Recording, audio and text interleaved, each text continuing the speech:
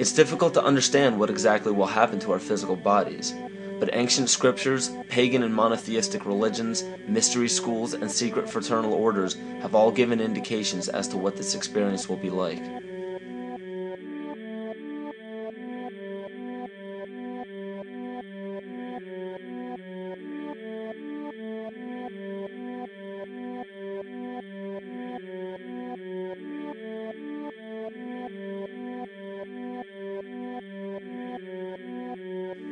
This will be the shift of the ages, the transcendental period of monumental changes to humanity.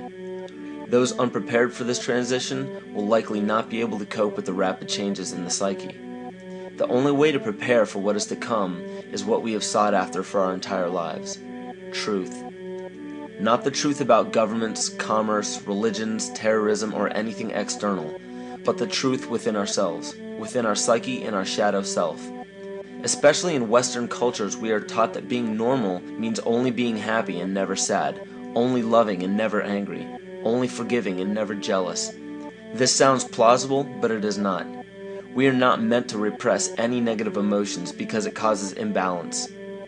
To conquer our emotions, we must embrace them, not fight them. We must acknowledge them and allow them to serve their purpose as we learn from them. The ancient Essene culture left teachings dating back about 6,000 years. They taught that our relationships with one another, with the universe, and with situations and events are mirrors of the parts of our psyche that need to be cleansed. Author Greg Braden beautifully explains this entire segment at great length in his work. His hard work and understanding of these subjects contributed largely to the marriage between science and spirituality. It is very important to understand that when you fear loss, fear death, fear war, fear terrorism, or fear change, you are giving others the ability to control you based on those fears. When you fight against poverty or against racism, when you fight for relationships or for freedom, you are outwardly attempting to repress that which has been placed before you to conquer inwardly. These situations are mirrors of our fears. This is why it is important to love and only love. Love those who stand with you, but especially those who stand against you. Don't look at your fears as a threat. Rather understand that this material world is only a physical manifestation of either the love or fear in your consciousness. It's as plain as day. All you need to conquer in your life is in your face. If you want to understand what your true inner fears are, analyze your ambitions and your inhibitions. Everything explained here about the esoteric agenda of the elite few at the very top is nothing to fear. They have been at work for thousands of years behind the scenes to manipulate humanity, and it has worked. Until now. It's very easy for any system of thought, religious or otherwise, that comes along. It's very easy to play on that, to play on our insecurities, to assure us all is well, we'll all be taken care of. We lap that up. So don't blame religion.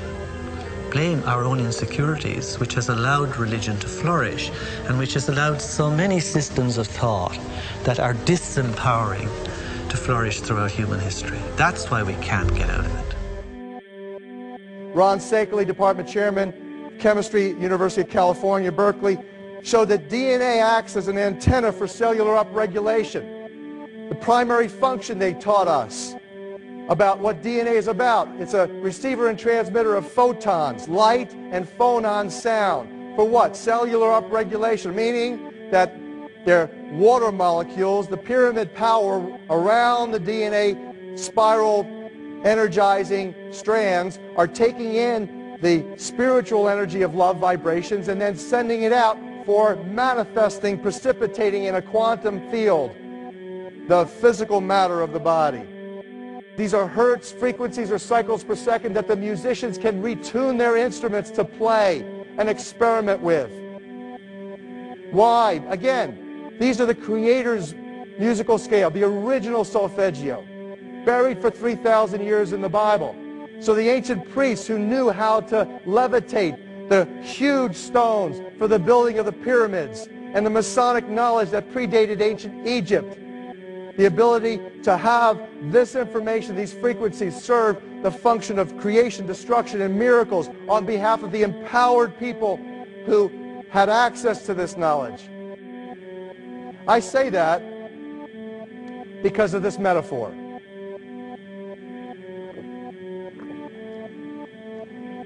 This is the difference between the power of our Creator and anything else, particularly evil.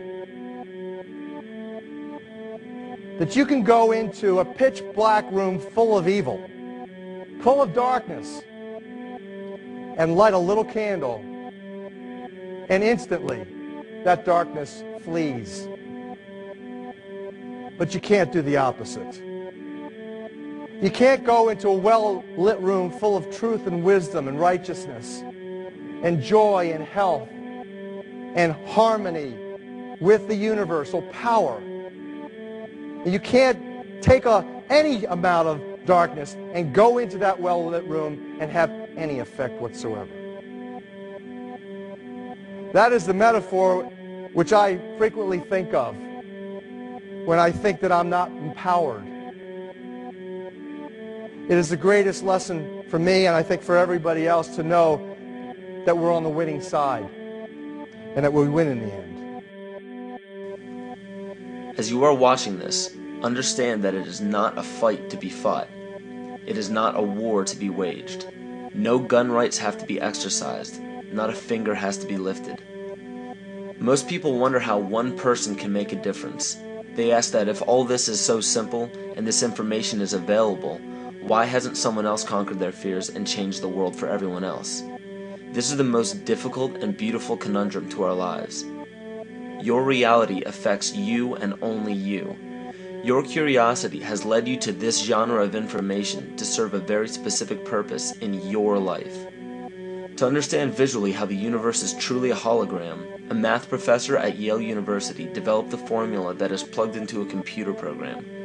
Named after him, the Mandelbrot set shows a seemingly disorganized pattern. But no matter how far you zoom into the design, you will always find the same pattern within the whole pattern. Each fractal, broken down infinitely, will always reflect the whole.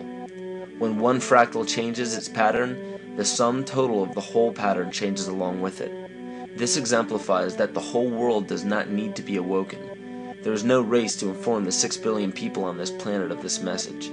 It is only important that you, personally, learn to conquer your innermost fears and learn to love. When you see your fears for what they are and master your emotions, then, and only then, will you truly be free.